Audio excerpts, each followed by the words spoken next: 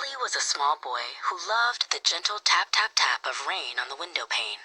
Every time the sky turned gray, a big smile would bloom on his face.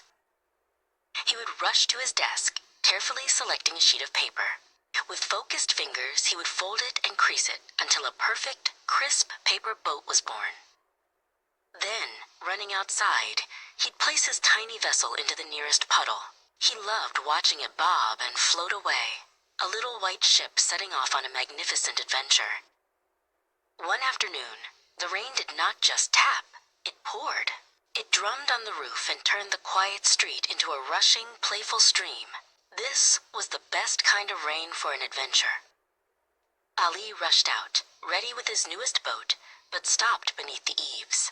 He was not the only person outside today. Under the shelter of a large neem tree, a little girl was standing alone. It was Sana, a girl from a few houses down.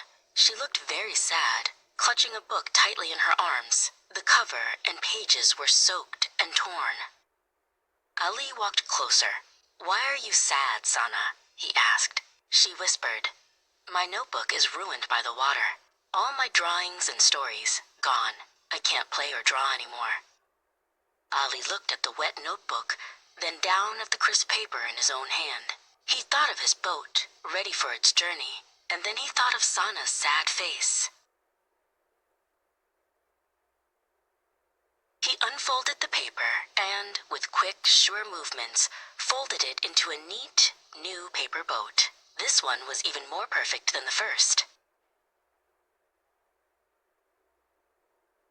He placed it gently in the water, and the boat floated smoothly, sailing across the puddle like a tiny, shining messenger. Sana's eyes, watching the boat, began to widen.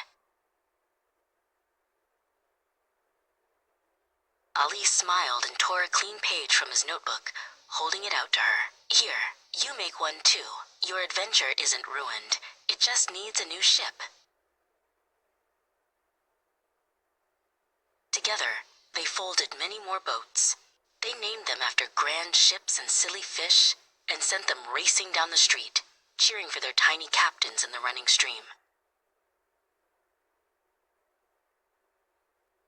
A sudden, soft, happy sound drifted over the water. It was Sana, laughing. It was a soft, joyful sound that made Ali's heart feel light and made him laugh too. Finally, the rain faded to a drizzle, and then stopped. They looked at the huge puddle, now a small harbor filled with their brave, little paper fleet.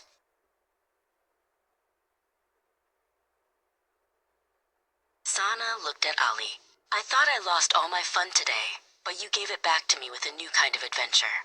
Ali nodded. "Sometimes, even a small thing, like a paper boat, can float away the biggest sadness."